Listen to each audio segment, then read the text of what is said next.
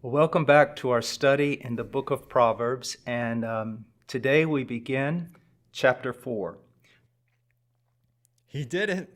Paul Washer did it. He finished chapter 3. He's on to chapter 4, and it only took him 68 lessons. Give us the men who know the truth. Hey, this is Mark coming at you with another video challenging you to love Christ more by growing in maturity, taking it from here and going up with it. And one of the signs of maturity is that you can go in depth into God's word. You can do 68 lessons on the first 3 chapters of Proverbs. And so it's something that I almost joke about. I'll be driving down the road with my best friend and we'll say, has Paul made it to chapter 4 yet? Well, no, he's still on lesson 1000, chapter 3. That's kind of how it seems sometimes. But that's something to admire, really. He has so much maturity. One of the signs of a mature person, a mature Christian, is they can take God's word and they know it. There is depth to it. They can take a chapter of God's word and talk about it for an hour, 2 hours, 3 hours. If someone goes up to a Christian and says, hey, tell me about the book of Proverbs. And if that Christian, looks at their watch and says, I got 5 minutes to tell you everything I know about the book of Proverbs, that's the sign of an immature Christian. As we grow in our Christianity, we can take God's word and we can talk about it more and more and more. And that also shows a love for God's word. And God's word, it reveals who Christ is. And I did the math on this. I did the math. He's doing 23 lessons in one chapter, right? And so you multiply that by 31 because there's 31 chapters in Proverbs. And if you do the math, he will finish the book of Proverbs in 713 lessons. Let that sink in for just a moment. Could I today, sit down and just write down 700 lessons in the book of Proverbs? I can't do that. I mean, can you do that?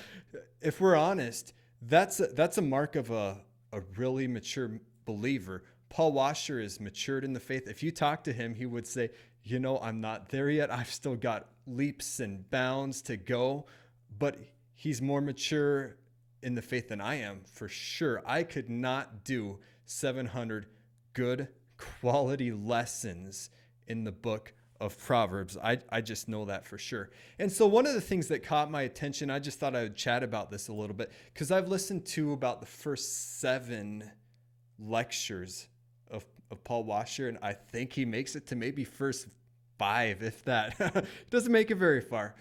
But there's some things that just really caught my attention, and it's this. Right now we see in Christianity, there's a movement.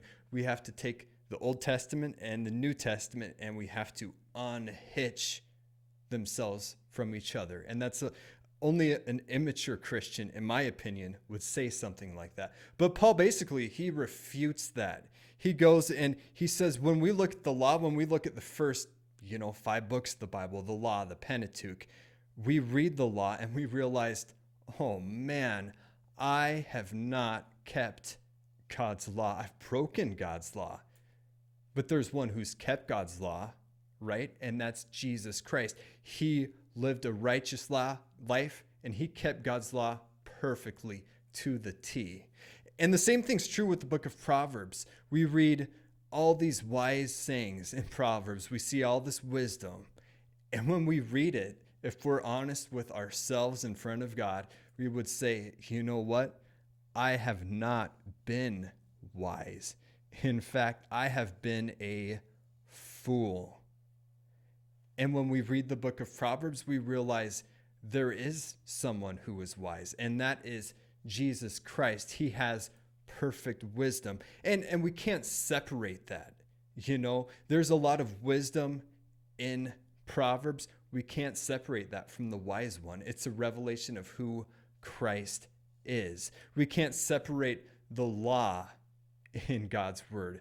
The law, it shows us, it reveals us who Christ is again.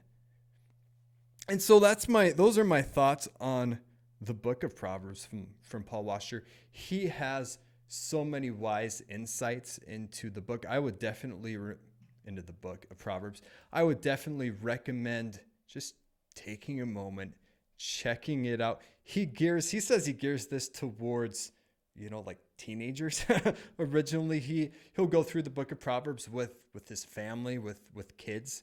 And one thing about Paul Washer you may not know is that he just had a kid. His wife had the baby, but he had a kid here, 2 years ago or so. He's kind of like an Abraham, having a kid in his old age, which I think is really, really neat. And so, pray for Brother Paul. He's got some health challenges going on for sure, but I just admire him so much. He's mature in the faith. When I think of someone who's mature in the faith, I don't think of myself. I think of Paul Washer, because he sets the bar so high in the Christian faith. And those that we look up to, elders, they should be mature in the Christian faith. And this is the mark. This is a mark, I believe, of being mature, is we can take God's word and we have such a love for it that we can talk about it in great detail, in depth. If someone goes to me and says, "Hey, Mark, talk to me about fitness, talk to me about P90X," I could do that, no problem. I could spend so much time talking about P90X, about getting in shape, for sure. There we go. And nutrition, I could talk a long time about that. But could I do 700 lessons on the book of Amos or Jonah? I'm not there yet in my Christian life, but it does challenge me to grow in that maturity. And so I hope that you find this video helpful. I hope that it challenges you to love Christ more and to be mature in your faith, grow in maturity, because there's never a day in your Christian walk where you'll be as mature as you ought to, as mature as Jesus Christ.